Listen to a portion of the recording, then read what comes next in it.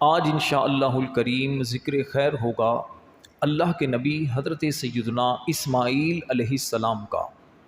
حضرت اسماعیل علیہ السلام یہ حضرت ابراہیم علیہ السلام کے سب سے پہلے بیٹے ہیں، اور حضرت سیدہ حاجرہ رضی اللہ تعالی عنہا جو حضرت ابراہیم علیہ السلام کی بیوی ہیں، اور یہ وہی عظیم خاتون ہیں کہ جو صفا اور مروہ کے درمیان جنہوں نے 7 چکر لگائے تھے، تو اللہ تبارک و تعالیٰ نے ان کے قدموں کی برکت سے صفا اور مروہ پہاڑ کو عظمت والا بنا دیا۔ حضرت اسماعیل علیہ السلام اپنی والدہ حضرت حاجرہ رضی اللہ تعالی عنہا کے ساتھ بہت چھوٹی عمر میں آپ مکہ پاک کے قریب جو حضرت ابراہیم علیہ السلام آپ کو چھوڑ کر آئے تھے۔ حضرت اسماعیل علیہ السلام کا مختصر ذکر قرآن کریم کی متعدد آیتوں میں موجود ہے۔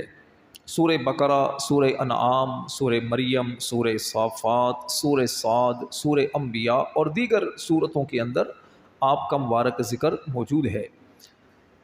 ارض مقدسہ ملک شام پہنچنے کے بعد حضرت ابراہیم علیہ السلام نے اللہ تبارک و تعالیٰ سے دعا کی، ربی حب لی من الصالحین، اے میرے رب مجھے نیک اولاد عطا فرما۔ اللہ تعالیٰ نے آپ کی یہ دعا قبول فرمائی اور آپ کو ایک بردبار لڑکے کی بشارت عطا فرمائی۔ اللہ نے فرمایا فبشرناہ بغلام حلیم، تو ہم نے اسے ایک بردبار لڑکے کی خوشخبری سنائی۔ کچھ عرصے کے بعد حضرت سیدہ حاجرہ رضی اللہ تعالی عنہا سے حضرت ابراہیم علیہ السلام کا جب نکاح ہوا تو ان سے اللہ پاک نے حضرت اسماعیل علیہ السلام عطا فرمائے جن کی بشارت دی گئی تھی۔ حضرت اسماعیل علیہ السلام کا نام اسماعیل ہے، اور یہ نام رکھنے کی وجہ علماء فرماتے ہیں وہ یہ ہے کہ جب حضرت ابراہیم علیہ السلام اللہ تعالیٰ سے اولاد کے لیے دعا مانگتے تو آخر میں کہا کرتے تھے اسمع یا ایل۔ اس کا مطلب ہے کہ اے اللہ تو میری دعا سن لے، جیسے ہم عربی میں کہتے ہیں آمین۔ آمین کا مطلب ہے اے اللہ تو قبول فرما۔ تو اسمع یا ایل آپ یہ کہا کرتے تھے، اور جب اللہ پاک نے آپ کو بیٹا عطا فرمایا تو آپ نے اپنے شہزادے کا نام اس دعا کے یادگار میں اسماعیل رکھا۔ تو یہ اتنا خوبصورت نام ہے۔ اس سے ایک ہمیں یہ بھی سیکھنے کو ملا کہ اگر کسی خاص موقع پر بچے کی ولادت ہو تو اس موقع کی مناسبت سے بھی بچے کا نام رکھا جا سکتا ہے، اس میں برکت ہوتی ہے، یادگار ہوتی ہے۔ جیسے اگر کوئی رمضان میں بیٹا پیدا ہو تو آپ اس کا نام رمضان اگر رکھ دیتے ہیں تو ایک یادگار ہوتی ہے کہ یہ بچہ رمضان میں ہوا تھا۔ حضرت اسماعیل علیہ السلام کا لقب ذبیح اللہ بھی ہے۔ ذبیح اللہ آپ کو کہنے کی وجہ وہ یہ ہے کیونکہ اللہ تعالیٰ نے جب حضرت ابراہیم علیہ السلام کو حکم دیا تھا کہ اپنے بیٹے کو ذبح کرو، خواب کے اندر آپ کو حکم دیا تھا، تو حضرت اسماعیل علیہ السلام ابھی چھوٹی سی عمر میں تھے، تو حضرت ابراہیم علیہ السلام آپ کو لے کر گئے تھے اور آپ کو ذبح کرنے کے لیے بھی تیار کر لیا تھا، چھری بھی گلے پر چلا دی تھی، لیکن اللہ کے حکم سے چھری آپ کے گلے پر چلی نہیں، چھری نے آپ کا گلا کاٹا نہیں۔ تو لیکن چونکہ حضرت اسماعیل علیہ السلام یہ خود بھی تیار ہو گئے تھے تو اس وجہ سے آپ کو ذبیح اللہ بھی کہا جاتا ہے۔ حضرت ابراہیم علیہ السلام کے آپ پہلے بیٹے ہیں، اور تمام اہل کتاب یعنی یہودی، عیسائی وغیرہ جو ہیں ان کا بھی اس بات پر اتفاق ہے کہ حضرت اسماعیل علیہ السلام یہ حضرت ابراہیم علیہ السلام کے سب سے پہلے بیٹے ہیں اور سب سے بڑے بیٹے ہیں۔ حضرت ابراہیم علیہ السلام کے اور بھی اولادیں ہیں، اور بھی بیٹے تھے، لیکن سب سے بڑے بیٹے یہ حضرت اسماعیل علیہ السلام تھے۔ حضرت اسماعیل علیہ السلام کو اللہ تبارک و تعالیٰ نے قبیلہ جرہم اور حجاز کی زمین میں مبعوث فرمایا، اور اس زمین میں رہنے والی قوم امالیک جو قوم تھی، اس قوم کی طرف آپ نبی بنا کر بھیجے گئے، جنہیں آپ نے تبلیغ کی، دین کی دعوت دی، اللہ پر ایمان لانے کی دعوت دی۔ آپ کی دعوت پر کچھ لوگ تو ایمان لے آئے، لیکن کچھ لوگ آپ کی دعوت پر ایمان نہیں لے کر آئے، بلکہ وہ غیر مسلم ہی رہے۔ حضرت اسماعیل علیہ السلام پر الگ سے کوئی کتاب تو نازل نہیں ہوئی اور نہ ہی کوئی صحیفہ نازل ہوا، بلکہ جو صحیفے حضرت ابراہیم علیہ السلام پر نازل ہوئے تھے، آپ انہی صحیفوں کا درس دیا کرتے تھے۔ لیکن جس طرح ہم آپ کو شروع میں بتا چکے ہیں کہ اللہ کے نبیوں پر وحی نازل ہوتی ہے اور اللہ کی طرف سے انہیں پیغامات دیے جاتے ہیں، تو اسی طرح حضرت اسماعیل علیہ السلام پر بھی وحی نازل ہوتی تھی، اللہ کی طرف سے انہیں پیغام دیے جاتے تھے۔ قرآن میں اس کا ذکر موجود ہے۔ حضرت اسماعیل علیہ السلام کے 12 بیٹے تھے اور آپ کی اولاد میں اللہ نے برکت رکھی، اس قدر برکت عطا فرمائی کہ پورے عرب کے اندر آپ کی اولاد پھیل گئی، یہاں تک کہ مغرب میں مصر کے قریب تک ان کی آبادیاں جا پہنچیں، جنوب کی طرف ان کے خیمے یمن تک پہنچ گئے اور شمال کی طرف ان کی بستیاں ملک شام سے جا ملی۔ یعنی اتنی زیادہ اللہ نے آپ کی اولاد میں برکت رکھی۔ حضرت اسماعیل علیہ السلام ویسے تو بہت ساری خوبیوں کے جامع تھے، لیکن کچھ خوبیاں آپ کی ایسی ہیں جس میں آپ نمایاں تھے۔ جیسے آپ کی ایک خوبی جو قرآن میں بیان کی گئی وہ یہ کہ آپ وعدے کے سچے تھے، اور دوسری خوبی یہ بیان کی گئی کہ آپ غیب کی خبریں دینے والے نبی تھے۔ قرآن کریم میں اللہ پاک ارشاد فرماتا ہے وَاذْكُرْ فِي الْكِتَابِ اسماعیل، اور کتاب میں اسماعیل کو یاد کرو، اِنَّهُ كَانَ صَادِقَ الْوَعْدِ وَكَانَ رَسُولًا نَبِيًّا، بے شک وہ وعدے کا سچا اور غیب کی خبریں دینے والا رسول تھا۔ یاد رکھیے تمام انبیاء کرام علیہ السلام وعدے کے سچے ہوتے ہیں، لیکن آپ کا خصوصی طور پر ذکر کرنے کی وجہ علماء فرماتے ہیں وہ یہ ہے کہ آپ اس وصف میں نمایاں تھے، یعنی آپ جب کسی سے وعدہ کرتے تو وعدہ پھر توڑتے نہیں تھے اور بہت زیادہ اس کی پابندی کیا کرتے تھے۔ مثلا آپ نے اپنے والد حضرت ابراہیم علیہ السلام سے جو وعدہ کیا تھا، جب آپ کے والد ابراہیم علیہ السلام نے کہا کہ اے میرے بیٹے انی اذبحک فانظر ماذا تری، میں نے خواب دیکھا ہے کہ میں تجھے ذبح کر رہا ہوں، اب تو بتا تیرا کیا خیال ہے اس بارے میں۔ تو حضرت اسماعیل علیہ السلام نے آگے سے کیا کہا کہ یا ابت فعل ما تؤمر، اے میرے والد آپ کو جس طرح حکم دیا گیا ہے آپ ایسا کیجئے، ستجدنی ان شاء اللہ من الصابرین، اگر اللہ نے چاہا تو آپ مجھے صبر کرنے والا پائیں گے۔ اور پھر آپ نے اپنے وعدہ سچا بھی کر دکھایا، چھوٹی سی عمر ہے، 8 یا 10 سال کی عمر ہے، آپ نے اپنے آپ کو ذبح کے لیے پیش بھی کر دیا۔ یہ ہے وعدے کی سچائی۔ اسی طرح آپ کا ایک وصف، ایک خوبی قرآن میں یہ بیان کی گئی کہ آپ مخلوق میں سے بہترین انسان تھے۔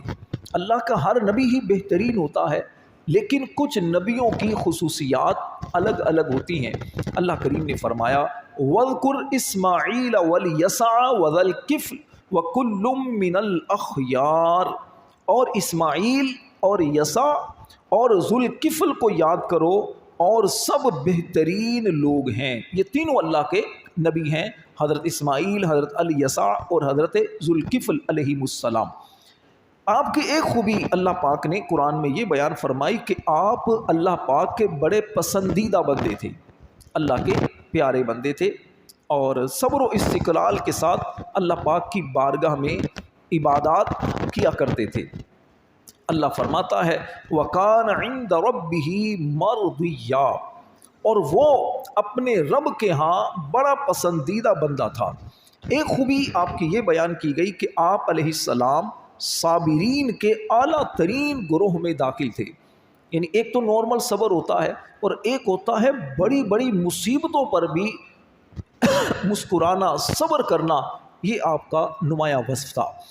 اللہ کریم فرماتا ہے وَإِسْمَاعِيلَ وَإِدْرِيسَ وَذَا الْكِفْلِ کل من الصابرین، اور اسماعیل اور ادریس اور ذوالکفل کو یاد کرو، وہ سب صبر کرنے والے تھے۔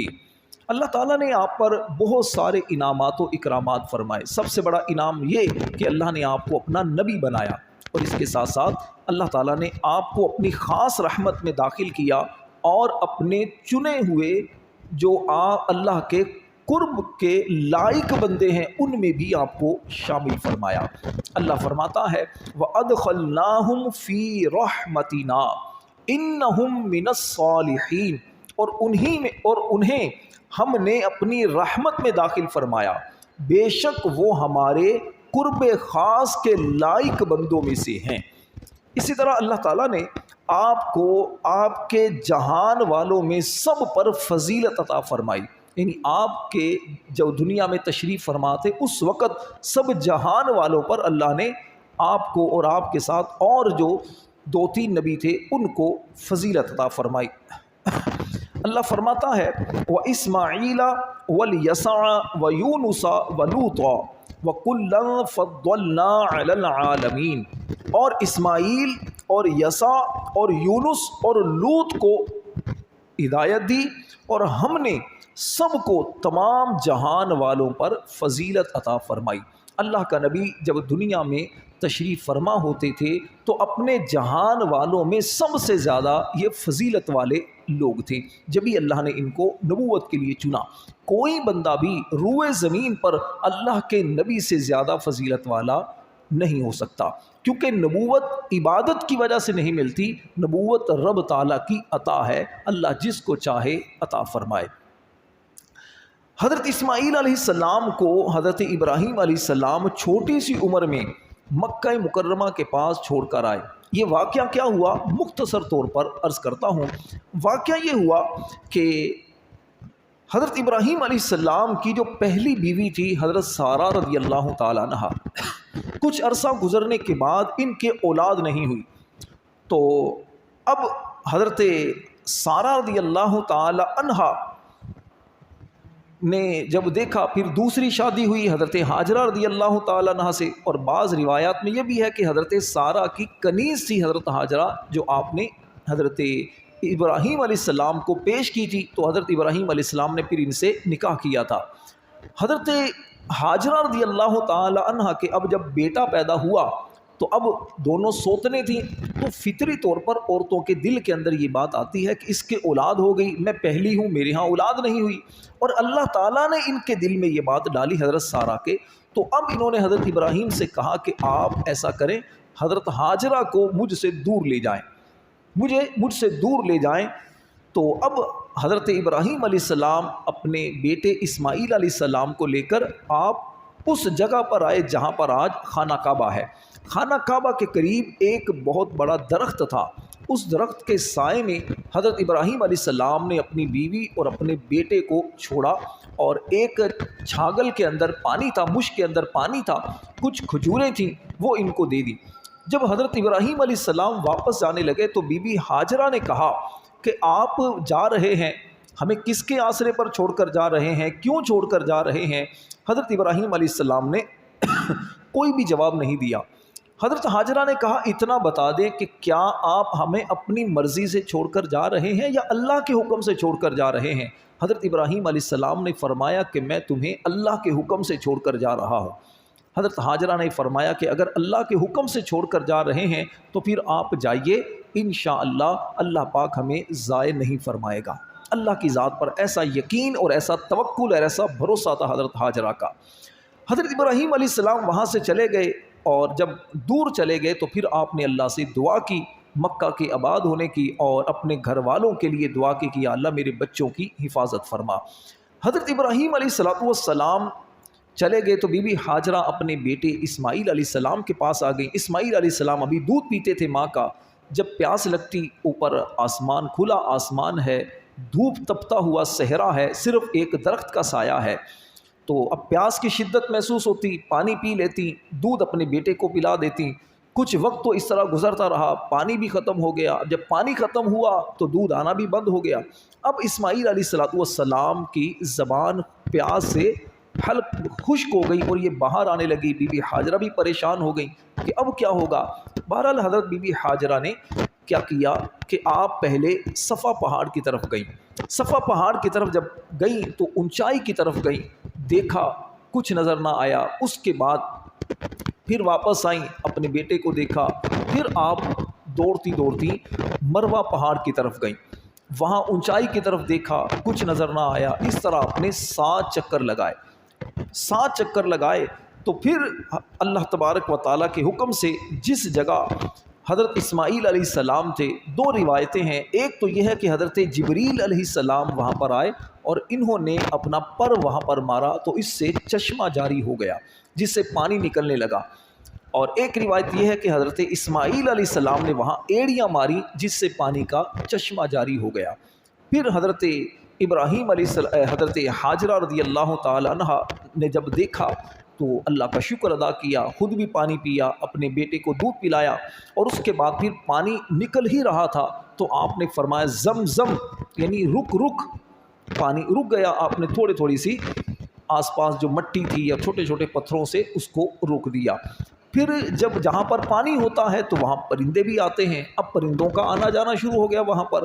تو ایک قبیلہ دور سے گزر رہا تھا، قبیلہ جرہم، تو سفر پر تھا، انہوں نے دیکھا کہ اس جگہ پرندوں کا آنا جانا ہے۔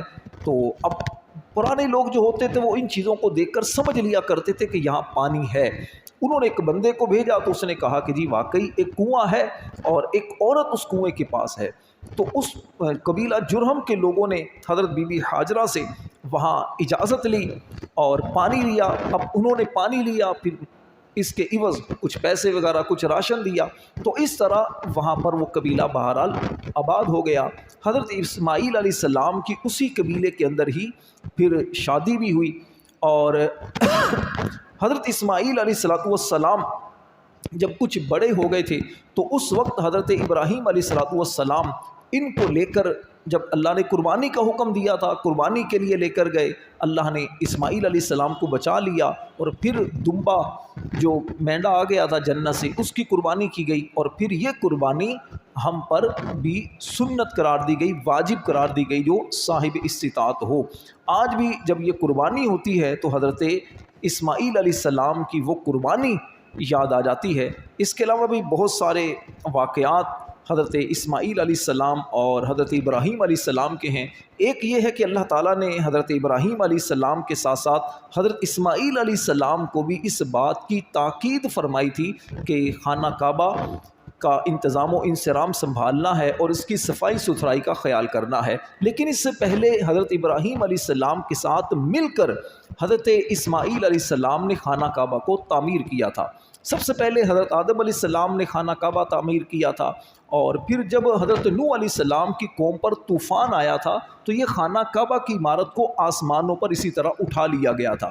پھر حضرت ابراہیم علیہ السلام نے اس جگہ خانہ کعبہ تعمیر کیا۔ حضرت جبریل علیہ السلام آئے اور انہوں نے اپنے پروں سے سایہ کر دیا تھا، تو پھر اسی جگہ جہاں پہلے خانہ کعبہ تعمیر کیا گیا تھا اسی جگہ حضرت ابراہیم علیہ السلام نے خانہ کعبہ تعمیر کیا، اور حضرت اسماعیل علیہ السلام پتھر لے کر آیا کرتے تھے۔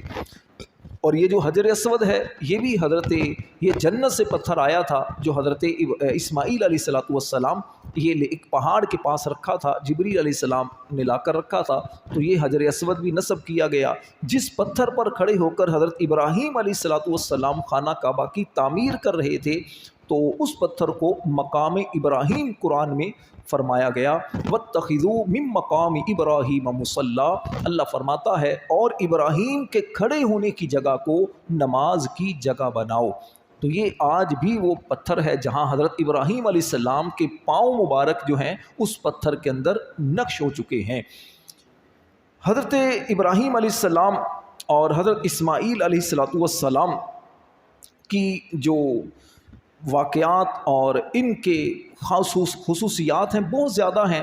آپ دیکھیے کہ یہ حضرت اسماعیل علیہ السلام وہ اللہ کے نبی ہیں کہ آپ ہی کی نسل سے ہمارے پیارے نبی صلی اللہ علیہ وسلم دنیا میں تشریف لائے۔ مؤرخین کے بیان کے مطابق حضرت اسماعیل علیہ السلام نے 130 سال تک اس دنیا میں زندگی پائی، اور اس کے بعد آپ کی وفات ہو گئی۔ ایک روایت کے مطابق آپ کی تدفین حتیم کعبہ جو خانہ کعبہ کے آگے جو جگہ بنی ہے وہاں پر آپ کی تدفین ہوئی، دفن کیا گیا، اور آپ کی والدہ حضرت حاجرہ رضی اللہ تعالی عنہا کی قبر بھی وہاں قریب ہی ہے۔